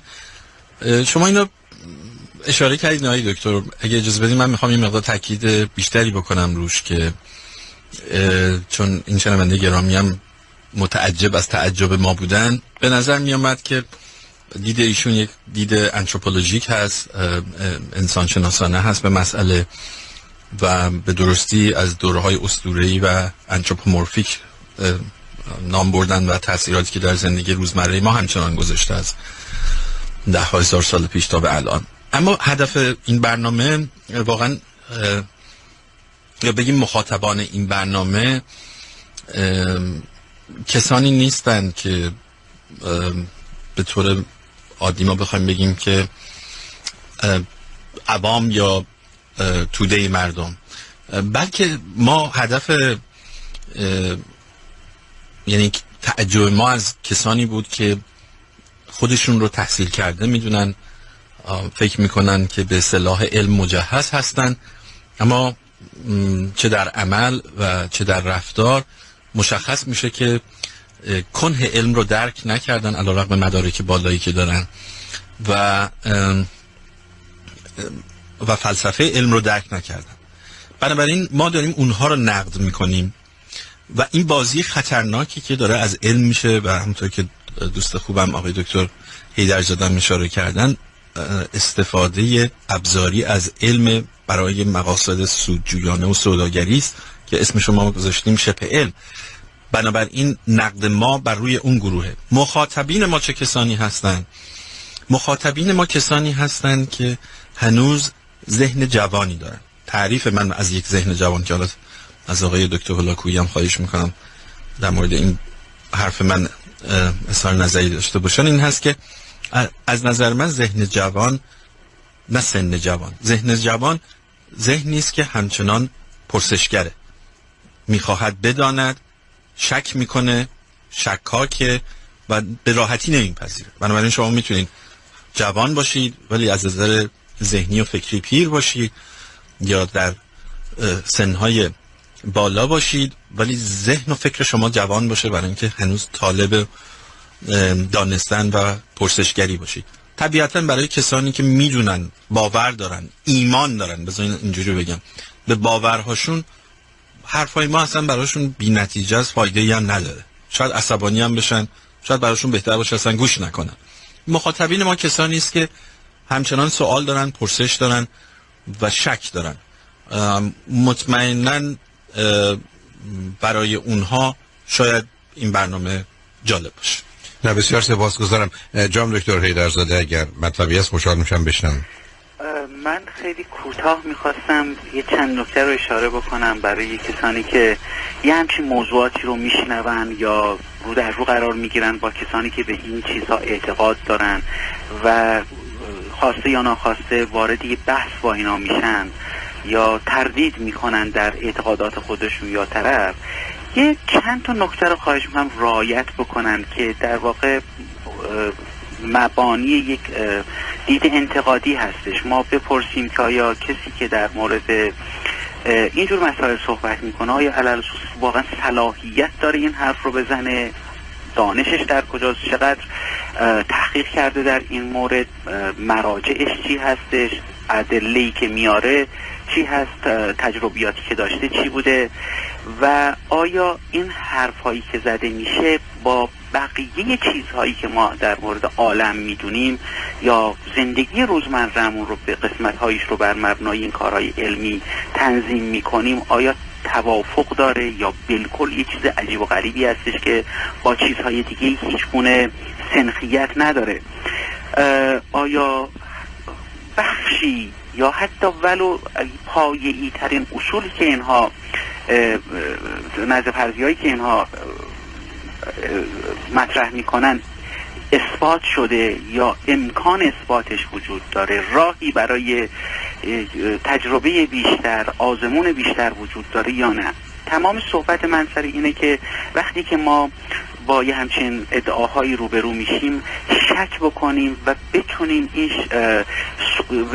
سوالهای معنیداری رو بپرسیم، نه تنها از طرف از خودمون که ما چگونه این فکر عقیده رو بیاریم تو سیستم فکری خودمون بدون پرسیدن سوالی، فقط بگیم که چون بله یکی از فامیلای ما که فلان مشکل رو داشت رفت پیش فلان آقایی که یه نمیدونم دعای خاصی براش خوند این درست شد، پس این رو تسری بدیم، تعمیم بدیم که برای این همیشه درست، یا اعتقاد پیدا، یا ببینیم که مثلا یکی از همکارای ما که دارای دکترای فلان هستش به یک امر شبه علمی اعتقاد داره و این رو بدون اینکه سوال بکنیم، بدون اینکه نقد بکنیم این رو قبول بکنیم و در واقع اون میشه سورس اصلی ما، مرجعیت ما برای قبول این چیزا.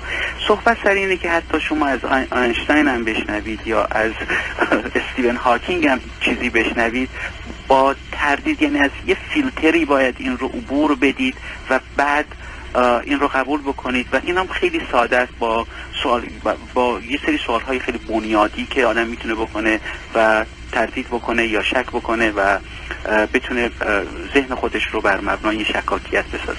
من عرض دیگه ندارم. آقای دکتر نیاری مطلبی هست؟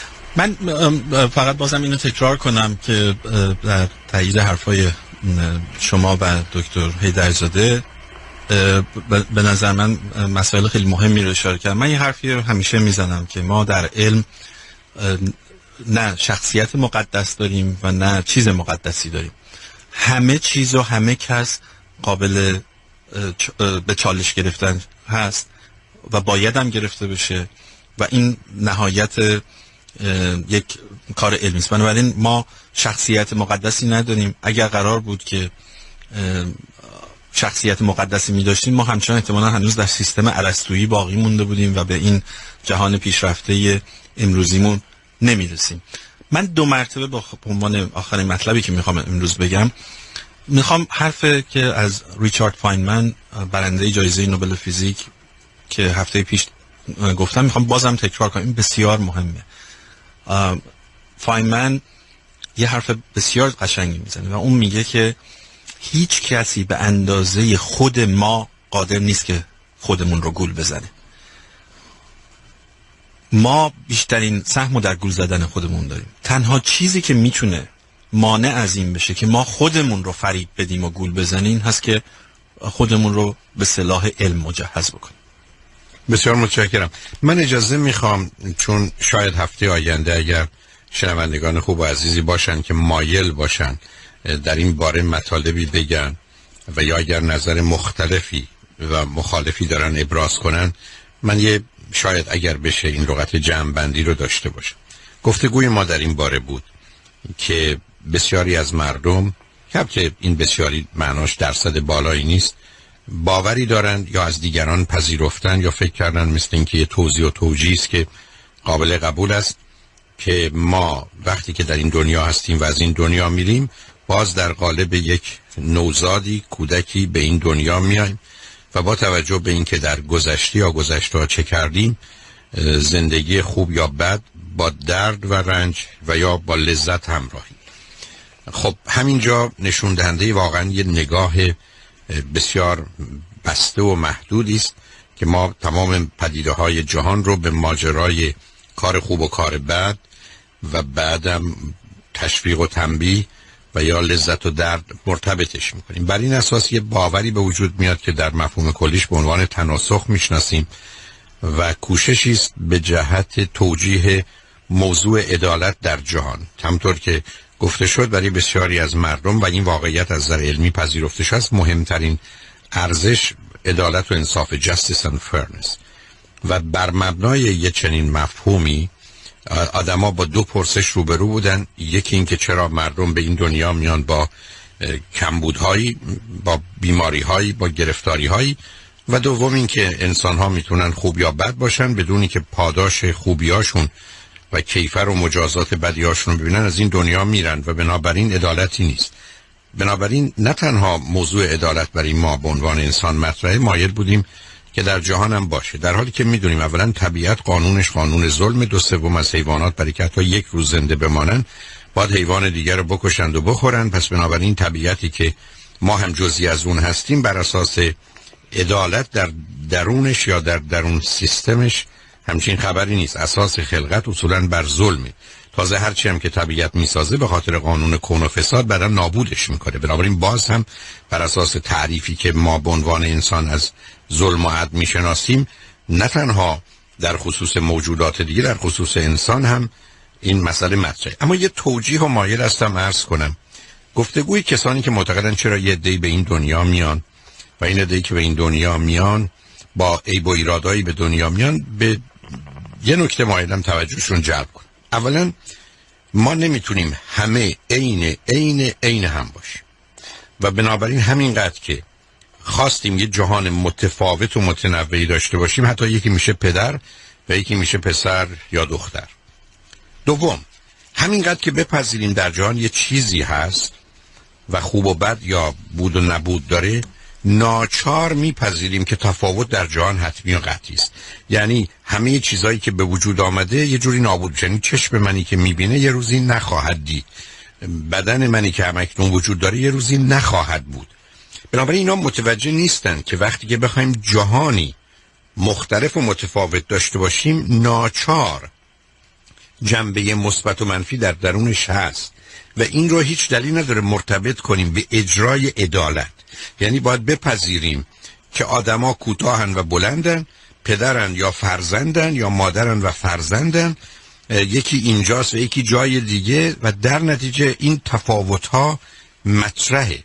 بنابراین من میبینم یکی کمتر میبینه، یکی بیشتر میبینه و یکی متاسفانه نابیناست. یعنی اینا واقعیت‌های جهان هستن و برای فهم این موضوع احتیاجی نداره که بریم سراغ بحث عدالت. پس باید چنین باشه. یعنی آدما به این دنیا میان بر اساس ویژگی. فرض بفرمایید سالهای سال اسکیموها به دلیل ازدواج‌های درون سیستمی خودشون از هر 3 بچه اسکیمو 2 تاش ریتاردد بیرون میومد، چون ازدواج‌های داخلی بود و بنابراین اینا وقتی که یه غریبه میامد به سرزمینشون، همسرشون رو در اختیار اون آدم میذاشتن به این امید که بچه سالم متولد بشه. یعنی کار به اونجا رسیده بود که از همه اون باورهاشون میگذاشتن و همسرشون میذاشتن که با مردی با وقتی آمده، مردی که آمده با زنشون همخوابه بشه برای که بچه سالم داشته باشن. بنابراین من و شما در دنیای زندگی میکنیم که اگر یه مقدار اصول بهداشتی و هر چیزی رعایت بشه، ما میتونیم بچهای سالم داشته باشیم. بنابراین کار مجازات به هم میریزه. دوم، اگر ما یه دنیای خوبی داشته باشیم که انسان‌ها در مسیر رشد و سلامتی خودشون و خوشحالی و خوشبختی خودشون حرکت کنن، که الان بسیاری از مردمان این رو نشون دادن و بسیاری از کشورها در این زمینه جلو هستن، اینجا دیگه دنیایی برای شکنجه و مجازات و تنبیه نخواهد بود. و بعدم این ماجرا تا کی باید ادامه پیدا کنه؟ چون همطور که عرض کردم گروه‌های مختلف بعد از این رفت و آمدها معطل میمونن که حالا بعدش رو چیکار کنن. اگر از آغاز بگن این رفت و آمد همینجوری ادامه پیدا میکنه برای ابد، که اون رو یه جوری در حقیقت سرمدی میدونن و ابدی میدونن، یه مسئله است. اما اگر معتقدن یه روزی تمام میشه، این کی تمام میشه و بعد اونایی که رفتن الان کجا رفتن و اونجا بقیه زندگی کجاست؟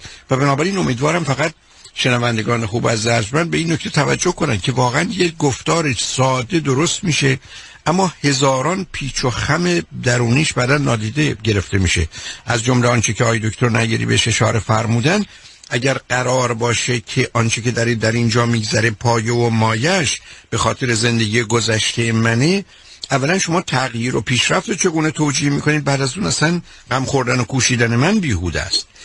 من چه باید بکنم؟ تازه زندگی من که به خود من مرتبط نیست. شما بیاد من رو نابینا کنید، شما بیاد من رو فلج کنید، شما بیاد یه بلایی سر من بیارید به خاطر گناهان گذشته. بر سر بچه‌های من چه میاد؟ بر سر عزیزان من چه میاد؟ آخه اونا چه جوری باید تنبیه بشن؟ یعنی شما میخواید یه سیستمی رو درست کنید که حتی با آسیب با یک نفر، ای بسا مستقیم و مشخص روی هزاران نفر اثر بد و منفی داره، در حالی که اونا در این ماجرا نقشی ندارن. یعنی میخوام این رو عرض کنم، امیدوارم دوستانی که اگه هفته آینده روی خط بیان بتونن یه جهانی رو توصیف کنن که معنیدار باشه، مرتبط باشه، و کسانی که به خاطر ماجرای عدالت و انصاف چنین بحثی رو مطرح میکنن حداقل یه عدل و انصافی در توضیح موضوعها و مسائل داشته باشن.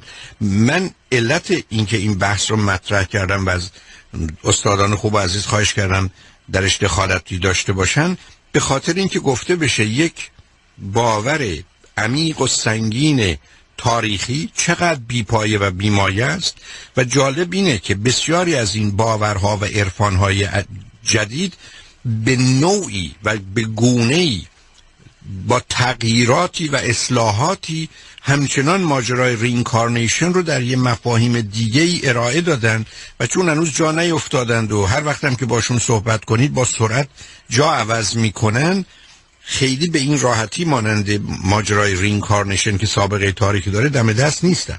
کوتاه سخن، ما هیچ دلیلی برای بیان و اثبات این موضوع نداریم. در مقابل بحث و گفتگو هم به هیچ وجه اجزای یه چنین باوری با هیچ جا نمیخونه و هیچ چیزی رو توضیح نمیده و توجیه نمیکنه و یه جهانی درست میکنه که گویی فقط یه موضوع مطرح بوده و اونی که انسان خوبه یا بده و بعداً چجوری پاداش بگیره و تنبیشنی. کاملا حال یه بچه 4-5 ساله‌ای که تمام موضوع زندگیش از یه طرف عدالت، از یک طرف لذت و درد یا پاداش و تنبیه. و امیدوارم توجه رو حداقل به این جلب کرده باشیم که این گفتگوها متاسفانه گفتگوهای مال زیر 7 ساله، یعنی هیچ نظام عقلی و استدلالی که از 7 سالگی بالاتر رفته نمیتونه مواردی از این قبیل رو بپذیره و ناچار کسی که در یه مفهوم بسیار بسته حسی همراه با احساس و باور و نه علم و عقل و واقعیت، حسی با اعتقادی و احساسی با موضوع برخورد میکنه، میتونه این مسائل رو اینگونه توضیح بده و بعدم متاسفانه درگیر توضیح‌های تازه‌ای بشه که همطور که آقای دکتر حیدرزاده اشاره فرمودن با یه مقدار جملاتی که اصلاً هیچ پایه و مایه‌ای نداره، اصلاً حتی در اولین جملهش باید این دوستان رو متوقف کرد برای که جایی برای اثباتش، استدلالش، وجودش و یا رد و نفیش اگر بخوان بحث بکنن وجود نداره.